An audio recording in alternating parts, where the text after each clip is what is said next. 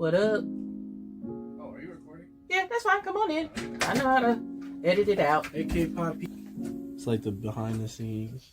Oh, wow, that was so good with this lady. Isn't this a nice setup? Oh, that had to be there. Yeah, you know, gotta, cause W hoodie. you know, I'm back in it. What's good, K-Drama crew? This your girl KC Michelle with another episode of What Did I Just Watch?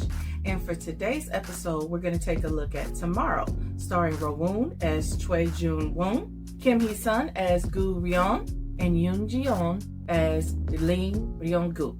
So the ever optimistic Jun Woon, he can't find a job anywhere, and it's an unfair playing field. Like, he thinks he's going to interview, he thinks he knocked it out the park, but it turns out there's a little nepotism going on, and it's got him feeling some type of way. So he and his bestie drink their cares away at the corner store.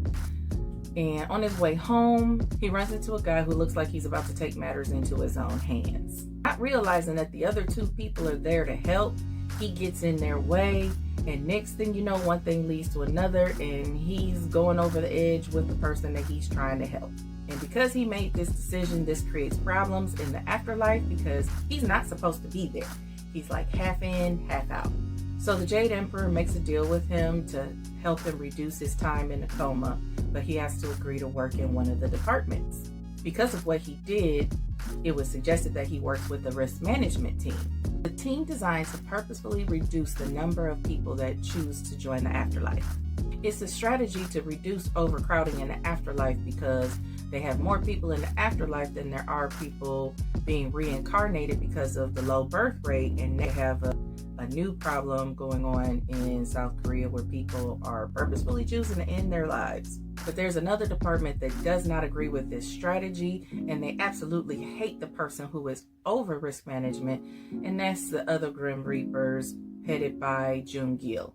And he stays getting in their way, and it becomes real obvious that there's more to this than just him being upset about the risk management team. You can tell there's more going on between him and Ryeon. And he also has this obsession with people who unalive themselves, and it seems a little irrational the way he responds. So you got these two aspects going on. You got the real world where risk management is trying to convince these people that despite your circumstances, you do want to keep living. And then you've got the afterlife where you've got everybody waiting to get reincarnated. Then you've got the Grim Reapers who are helping the spirits transition from the real world to the afterlife. So we're going back and forth between the stories of what's going on in the real world and what's going on among the different Grim Reapers and why they were chosen to become Grim Reapers in the first place. This series requires a lot of hydration because you're going to find yourself crying a lot. I cried into my blanket a lot. And even with episodes where I was trying not to cry, I said, no, I'm not going to cry on this one. I ain't crying over no dog. And I find myself looking at this dog, and he's taking his last moments with his owner. And it's like, here I am boo-hooing in my blankie. All of the topics that Tomorrow chose to discuss are quite relevant, and it's going to stand the test of time because these are real world situations that people are experiencing all across the world, and especially in South Korea, and especially towards the end with that arc. And we're seeing this happening in real time right now, where anti-fans are messing with celebrities and they're taking stories and distorting them to make it say what they think it should say. A lot of misinformation going around, and nobody's just waiting for the truth and the facts and the investigation to run its course. And it's ruining lives and the careers of people who could be innocent. And if it comes out that they're wrong, the damage has already been done to the careers of the celebrities that these people are talking about. There's no undoing that. So this show is not for the faint at heart, and it does have multiple triggers.